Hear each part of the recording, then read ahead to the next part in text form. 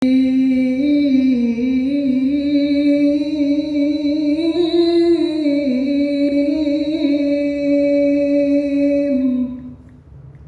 menang. Allah. Kata ulama, kullu lafdin min lafdin jalalah fahuwa dzikrun. Kullama kakura lafduhu kakura ajruhu.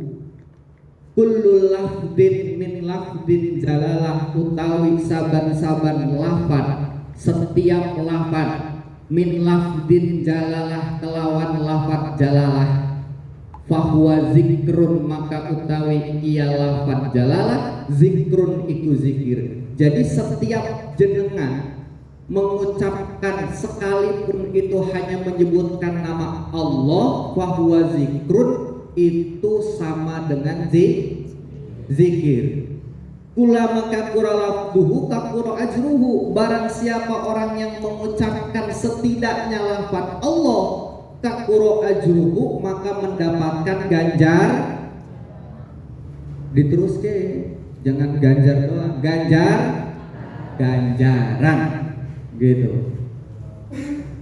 Oke, saya ulangi. Jadi sama-sama kompak. Allah, siap? Coba saya ulangi. 1, 2, 3. Allah. Nah, kan enak.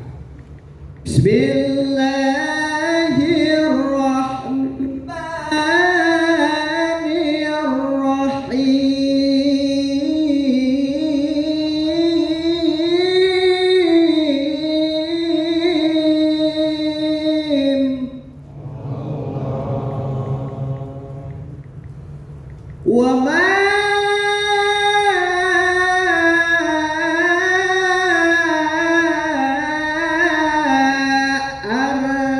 arsalnaka illa rahmatan lil alamin.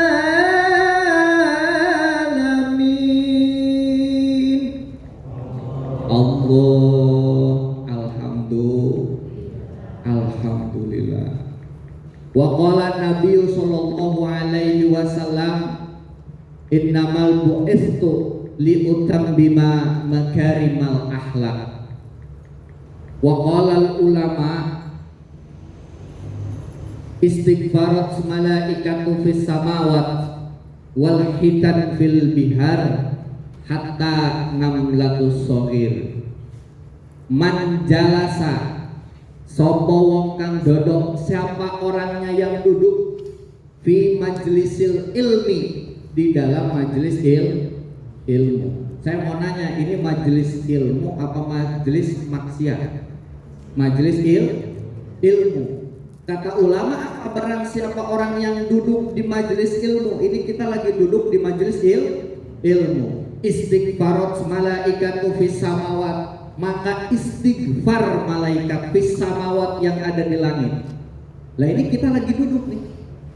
Walaupun tidak bawa pulpen, walaupun tidak membawa buku, hanya mendengarkan, sami'na mendengarkan, wa ata'na dan harus ditaati. Yang terpenting mencari ilmu. Kita duduk di majelis ilmi, goalnya adalah, outputnya adalah mengamalkan.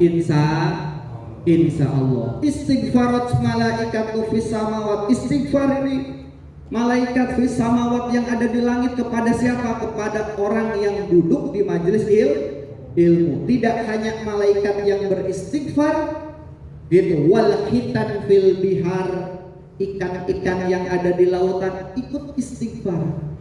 Hatta 600 sogir, sampai semut-semut kecil ikut beristighfar kepada kita. Yang mana jamaah-jamaah yang duduk di majelis ilmu, yang hanya mendengarkan pun kita mendapatkan 3 istighfar. Yang pertama dari malaikat, yang kedua dari ikan, hatta 600 sogir, sampai semut-semut pun ikut beristighfar kepada kita. Alhamdulillah. Nopo buktinya Pak Ustadz, nek misalnya semut-semut niku istighfar, apa buktinya kalau semut-semut istighfar kepada kita? Nah niku sikile jenengan pun kesemutan nggih. Nah itu buktinya semut istighfar. Apa bunyi istighfar?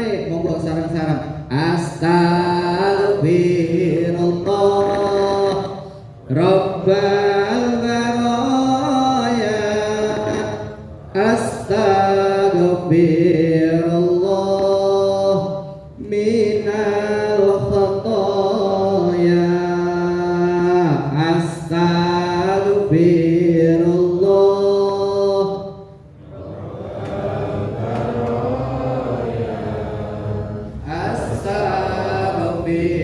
Astaghfirullah minal khataya. Astaghfirullah Rabbal baraya. Astaghfirullah minal khataya. Alhamdulillah, mudah-mudahan barokah ngaji, barokah tolabul ilmi, di samping kita mendapat barokah manfaat ilmu, kita mendapatkan ampunan terutama kepada Allah Subhanahu wa ta'ala. Pingin dosane dihapus oleh Allah, pingin minimal sregep ngaji. Alhamdulillah. Manit taqala liyata'allama ilman ghufiralahu qabla ayah tua, kata Kanjeng Nabi. Kalau tadi ulama yang ngomong, nah sekarang Nabi. Apa kata Nabi? Manit taqala liyata'allama ilman ghufiralahu qabla ayah tua. Amalan yang paling bagus dibanding dengan ibadah-ibadah yang lain itu adalah ngaji. Gitu. Manita kola, barang siapa orang yang hendak berangkat ke majelis ilmu, mau berangkat ini di rumah niat mau berangkat ngaji, tolabul ilmi. Tolabul ilmu itu tidak hanya ngaji, sekolah, tolabil ilmu, kuliah, itu mencari ilmu, ibadah, betul, gitu. Nah, ternyata ketika hendak berjalan ke majelis ilmu, kita ada rintangan, ngapunten, nggak jadi berangkatnya. Misalnya hujan, misalnya ada urusan lain yang lebih penting, atau misalnya sakit dan lain sebagainya. Terus tidak jadi berangkat ke majelis ilmu. Nggak jadi, tapi sudah melangkahkan kakinya, walaupun belum berangkat ngaji, belok kanan misalnya, karena darurat. Liyata'allama ilman ghufiralahu qabla ayah tua, maka Allah sudah menghapus dosanya orang tersebut. Alhamdulillah. Padahal ngajinya sudah belum, baru mau melangkah. Makanya amalan dan ibadah yang paling besar pahala dan ganjarannya tidak ada lagi selain ngaji. Makanya bawaannya ngaji itu males terus. Semua termasuk saya sama aja gitu. Makanya tapi ganjarannya besar, di mana-mana yang kita amalkannya berat itu dibalas oleh Allah dengan ganjaran yang besar. Beda dengan kita mau sholat. Misal jenengan mau ke masjid nih, mau sholat Jumat, sudah melangkahkan kaki mau berangkat ke masjid, tapi tiba-tiba nggak jadi, sakit. Tiba-tiba nggak jadi berangkat ke masjidnya nih. Sholat maghrib nggak jadi. Itu tidak ada keterangan dalam hadis manapun, dalam kitab manapun, kalau kita diampuni dosa oleh Allah. Hanya di bab ngaji. Makanya mudah-mudahan barokah ngaji, manfaat ngaji, kita diampuni dosa oleh Allah Subhanahu wa ta'ala. Amin ya Allah ya Rabbal. Sekarang misalnya nyebut amin harus pakai ya Rabbal. Amin. Paham? siap sregep ngaji insya Allah. Shadaqallahul adzim wa ballagha rasuluhul habibul karim wa nahnu ala dzalika minasyahidina wasyakirin walhamdulillahi rabbil alamin. Hadratul mukarramun, para hadirin, mas-mas, mbak-mbak, keluarga besar Bapak Nurut, keluarga besar manajemen PT Finland, mudah-mudahan dengan wasilah ngaji, barokah dan manfaat, selain daripada kita diampuni dosanya, mudah-mudahan manajemen ini menjadi satu membawa keberkahan, amin. Dan mudah-mudahan di setiap semua kesulitan Allah angkat kesulitannya, amin. Dilancarkan dalam segala aktivitas kita bekerja, amin. Dan Allah mempermudah, menghasilkan maksudnya kepada kita, terutama di manajemen PT Finland, supaya lebih lancar, lebih jaya, lebih maju, tidak ada halangan satu apapun, amin ya Allah ya Rabbal alamin. Hadirin jamaah majelis rahimakumullah, ada beberapa hal yang perlu saya sampaikan, yang mana nanti apa yang saya sampaikan ini hanya satu yang perlu digarisbawahi. Yang pertama, apa itu? Satu, apa sih tujuan kita dikumpulkan di sini? Kita duduk bareng-bareng seperti ini di majelis ilmu.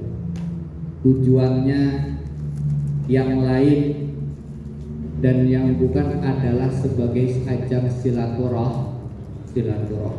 Sedangkan Rasulullah SAW dalam suatu hadis menjelaskan bahwasanya silaturahmi itu bisa menangkal bala atau bisa menangkal musibah. Mudah-mudahan dengan barokah manfaat silaturahmi kita dijauhkan dari musibah, amin ya Allah ya Rabbal alamin. Yang kedua, kata ulama dalam satu qaul, man qasada maudi'an yuqra'u bihi fi majlisil ilmi faka'annama qasada raudatan min riyadil jannah. Man qasada, barang siapa yang datang ke satu tempat. Man itu kalau dalam bahasa Arab, man itu kalimat min siyadil umum. Makanya kalau dalam Al-Quran, kalau misalnya ada tulisan man, itu pasti artinya barang siapa, barangnya siapa, gitu. Min siyadil umum, mau laki-laki atau perempuan, mau tua atau muda, mau pejabat atau rakyat, min siyadil umum, siapa saja orangnya yang datang ke satu tempat di mana tempat tersebut adalah tempat majelis ilmu, majelis yang bermanfaat untuk mencari ilmu, faka'an nama qasada raudatan min riyadil jannah, maka seolah-olah kita kumpul di satu tempat ini bukan sedang kumpul di aula, bukan sedang kumpul di musola, bukan sedang kumpul di kantor, tapi melainkan kata Syekh Siruhibbin dalam keterangan ini kita seolah-olah sedang berada di kebun-kebun surga. Amin ya Allah ya Rabbal alamin. Kepingin Bu ke kebun-kebun surga? Ya ini kebun-kebun surga itu seperti ini. Istilah kebun-kebun surga di dunia yaitu adalah tempat majelis ilmu. Apa ilatnya Syekh Siruhibbin ngendika seperti itu, berbicara seperti itu? Bersandar kepada satu hadis yang berbunyi, man jalasa aliman faka'an nama jalisani, sopo wong kang duduk, siapa orangnya yang duduk di satu majelis ilmu bergandengan dengan ahli ilmu, dengan ulama, duduk bersama bareng-bareng mendengarkan pengajian, faka'an nama jalisani, kata Nabi, itu seolah-olah duduk bersamaku. kata Kanjeng Nabi Muhammad Sallallahu Alaihi Wasallam. Jadi senang ikut pengajian. Terus dalam hadis yang lain, man ahabbani kana ma'i fil jannah. Barang siapa orang yang sudah cinta kepadaku, kata Kanjeng Nabi, kana ma'i fil jannah, besok akan duduk bersamaku kelak di surga Allah Subhanahu wa ta'ala. Amin ya Allah ya Rabbal alamin. Kita kan pingin toh dianggap sebagai umat Kanjeng Nabi yang kelak di surga Allah Subhanahu wa ta'ala kita berjumpa, bahkan duduk bersama baginda Rasulullah Sallallahu Alaihi Wasallam. Nah, jadi tujuan kita ngaji, tujuan kita tolab ilmu, tujuan kita duduk bersama seperti ini berdasarkan dalil-dalil tadi. Salah satu, paham? Insya Allah. Hadirin jamaah rahimakumullah, saya ingin sekali menyampaikan mengenai tentang berbagai macam paham-paham radikalisme, karena saya salah satu duta damai Jogja yang dibina oleh BNPT, Badan Nasional Penanggulangan Terorisme, yang harus kita kampanyekan sebagai dai-dai muda kepada kaum generasi muda untuk kita sama-sama anti radikalisme. Siap? Insya Allah. Menurut data Bakor Pakem Kementerian Agama Republik Indonesia itu menjadi satu klaster perjualbelian agama. Ini sangat mudah, wabil khusus di daerah Yogyakarta. Jadi jenengan nek misal hidup di Jogja, terutama nanti di kota, banyak orang pendatang dari seluruh penjuru, banyak paham-paham yang mana paham-paham tersebut terkadang membuat kita bingung untuk menjalankan syariat Islam. Mau yang seperti apa? Mau kita bawa kemana? Gitu. Mudah-mudahan waktu yang singkat ini saya akan mengupas tentang itu. Jadi yang pertama, menurut data dari Bakor Pakem Kementerian Agama Republik Indonesia, banyak faham-faham radikal, faham-faham radikalisme. Jadi yang namanya radikalisme itu faham yang masuk melalui teori-teori yang masuk, didengarkan oleh telinga, masuk ke hati, direspon oleh otak, dilakukan oleh raga. Nah, ketika sudah dilakukan oleh raga, itu disebut terorisme. Awas, bahaya ini. Apalagi sekarang musim-musimnya lagi banyak perang. Gitu. Melihat kajian-kajian di YouTube, jangan. Hati-hati, Ge. Saya bukan mau melarang panjenengan untuk ngaji di YouTube, tidak. Tapi ngaji di YouTube itu hanya untuk referensi semata. Karena menurut para ulama nih, ulama-ulama kontemporer, satu madorotnya kita ngaji di YouTube, kita tidak tersambung sanadnya. Kita tidak tahu dia ngaji di mana, sanadnya jelas atau tidak, ahlu sunnah wal jamaah atau bukan, gitu. Satu. Kedua, kita tidak dapat barokah man jalasa aliman fakaan nama jalisani tadi. Barang siapa duduk bersama para alim ulama atau ahli ilmu seperti duduk bersama saya, kan kita tidak dapat barokahnya itu. Sedangkan kita ngaji itu kan pengennya majelis, jalasa yajlisu, duduk bareng-bareng mendengarkan secara langsung. Kalau ada yang kurang paham kita bisa tanyakan.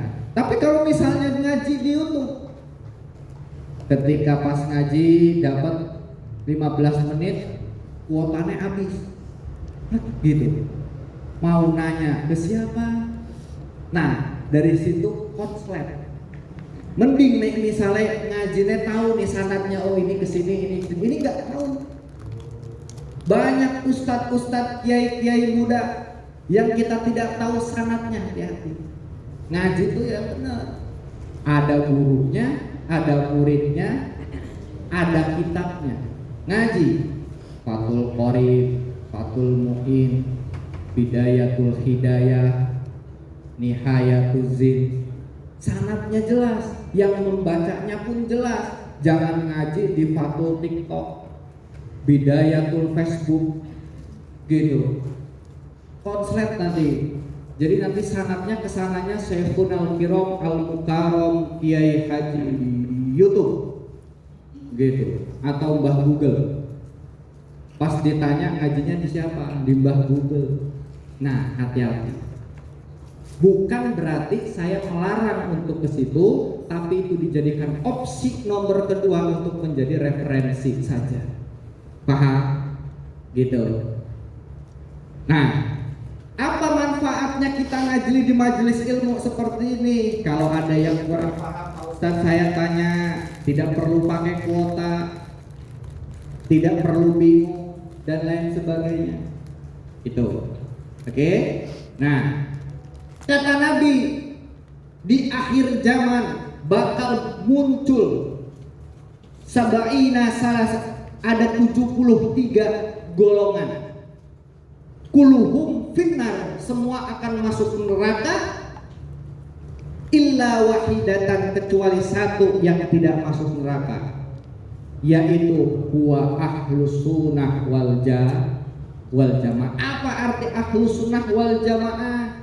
Ini aliran, ya, sekte, bukan ormas. Ahlus sunnah wal jamaah ini saya tekankan, ahlus sunnah wal jamaah, Qadiriyah, Mujassimah, ya loh, itu sekte, aliran.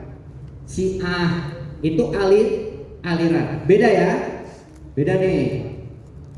Perhatikan, ini maksudnya ngaji memang benar-benar harus diresapi. Nanti yang misalnya nggak keterima dengan paham, salah nanti ditanyakan nanti kalau misalnya ada yang bingung. Ya, saya pelan-pelan jelaskannya.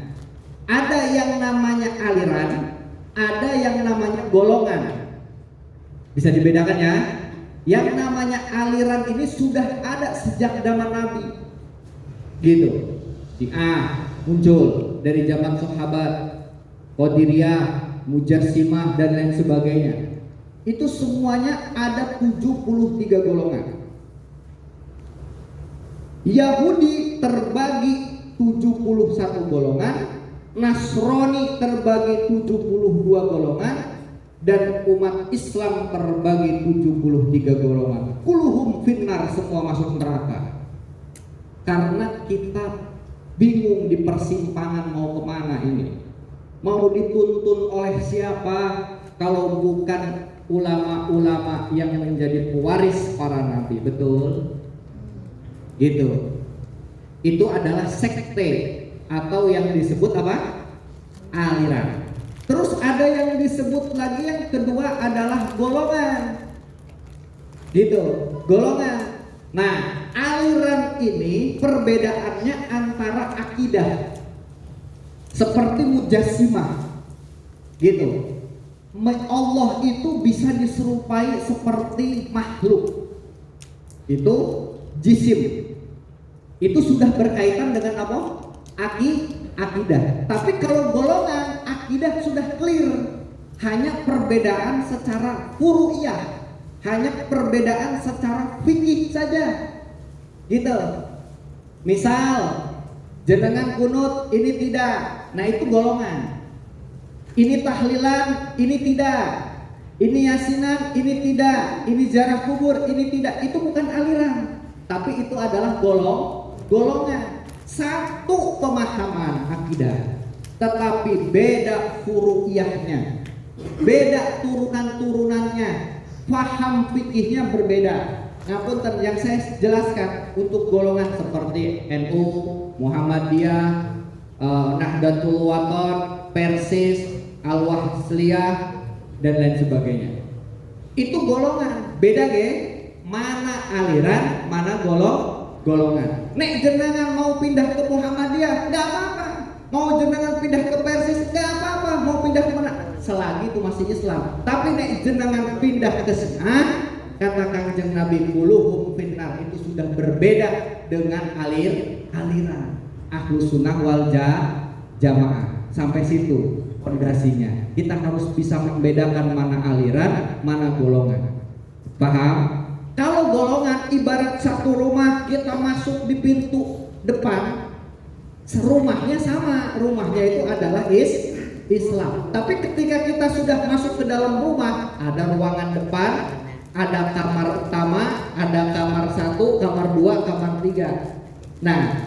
Nah ini kamar-kamar ini masih satu Islam, hanya beda furu cabangnya. Mau kita masuk ke kamar yang sebelah mana, istilahnya seperti itu. Ketika kita mau keluar di pintu yang sama. Paham? Gitu. Itu artinya golongan. Ya. Nah, nanti terusannya ketika kita sudah paham antara kedua ini, antara ini adalah aliran, ini adalah golongan. Kalau aliran itu berkaitan dengan akidah, riskan. Tapi kalau golongan masih berkaitan dengan furu'iyah, tidak apa-apa. Nggak apa-apa. Yang penting satu, dijaga kerukunannya. Gitu. Jangan masalah kunut didebatkan sampai jam 2 malam. Debat masalah kunut giliran sholat subuh, enggak. Gitu. Debat 2 orang ini masalah kunut. Gitu. Sholat subuh enggak. Sudah masing-masing. Jangan saling mengejek, jangan saling menghardik, jangan saling menghina, jangan saya yang paling benar, tidak. Itu hanya masalah furu'iyah. Tetapi kalau misalnya kita sudah berkaitan dengan aliran, itu yang perlu kita pertahankan. Paham ya? Gitu, sampai situ saya lanjut. Ketika kita sudah paham antara ini aliran, ini golongan, hati-hati di zaman sekarang. Masuk yang namanya ideologi yang mengatasnamakan aliran atau suatu golongan, yang mana goalnya itu adalah satu.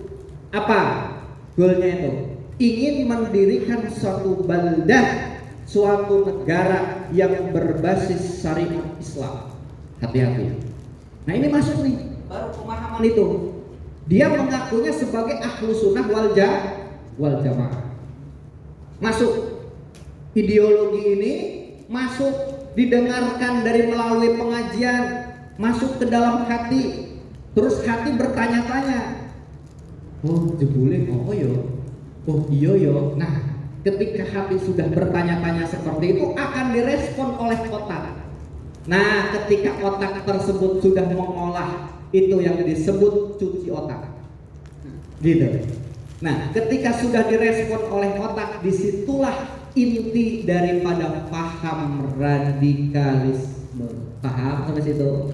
Jadi kalau paham radikalisme itu masih teori, gitu. Tapi kalau sudah dipraktekkan oleh raga, digerakkan, bikin bom, bikin ini dan lain sebagainya, itu sudah bukan radikalisme, tapi sudah dilakukan oleh raga, disebut terorisme. Itu tugas kita, gitu. Sebelum jauh kita melaksanakan syariat-syariat Islam yang lain, bentengi dulu minimal diri sendiri. Ngapunten, nek misalnya di sini punya anak laki-laki perempuan, tolong sekali, gitu. Itu dijaga seperti itu. Saya mau cerita sedikit. Saya di 2010 ngajar di UII, gitu. Jadi Satgas Anti Paham Radikalisme cerita. pada waktu itu banyak sekali mahasiswa-mahasiswa saya yang terkena paham seperti itu. Ini dampaknya nih, ini dampaknya. Maksudnya jangan disepelekan, saya berbicara tentang pengalaman. Pada waktu itu ada yang disebut NII, Negara Islam Indonesia. Sudah masuk ke Jogja melalui cabang Bulak Sumur, ada di setiap kampus mendirikan satu komunitas kecil. Direkrutlah mahasiswa-mahasiswa baru. Direkrut. Biasanya ngapunten, yang gampang direkrut itu bukan yang jurusan agama, bukan yang lulusan pondok pesantren. Orang kalau sudah memprospek yang lulusan pondok pesantren, insya Allah masih kuat. Gitu. Itu buktinya yang saya tangani di kampus. Nggak ada fakultas syariah, fakultas tarbiyah yang terkena hasutannya sampai ikut terbawa, tidak ada. Yang kena ini nih, ngapunten, fakultas-fakultas yang jauh dari ajaran Islam. Artinya apa? Yang tiap hari ngitung dan lain sebagainya, terus dia pengen hijrah gitu. Mumet di kampus, pengen hijrah ikut kajian. Dia nggak pernah ngaji, sekali ngaji konslet. Gitu. Terbawalah dia paham seperti itu. Penafsiran Al-Quran yang harusnya ditafsirkan oleh mufassir, ini malah ditafsirkan semaunya sendiri. Contoh, inna dina indallahi Islam, kata Al-Quran. Sesungguhnya agama yang diridhoi Allah itu adalah agama secara penafsiran mufassir. Tapi mereka menyelewengkan dengan tafsiran semaunya sendiri. Inna dina indallahi Islam, sesungguhnya negara yang diridhoi Allah itu adalah negara Islam. Nah, di situ sudah konslet padahal cuma satu ayat. Gitu. Terbawa ikut kajian di Baiat di Al-Zaitun. Tahu ya Al-Zaitun yang adanya Allahu Akbar gitu. Enggak pakai nada. Gitu. Nah, di Baiat lah di sana, berbisnis datang kemana? Ke Al-Zaitun di Indramayu. Sampai apa, anaknya ini nih yang kuliah, ya Allah, bohongi orang tua, minta uang SPP ke orang tua, ngomongnya minta uang SPP ke orang tua. Akhirnya usaha nipu orang tua, usaha nipu kolot katanya. Kalau orang Sunda itu sebutnya kolot ke orang tua. Gitu. Minta SPP 5 juta, 10 juta. Untuk apa? Bukannya untuk dibayarkan kuliah, tapi dibiayai untuk operasional pengajian. Nah, hati-hati. Ini yang maksud saya, yang mau saya tekankan daripada paham, padahal cuma kena satu ayat loh. Kok iso yo? Pasti bisa. Gitu. Pasti bisa. Itu hal terkecil. Akhirnya apa? Membangkang,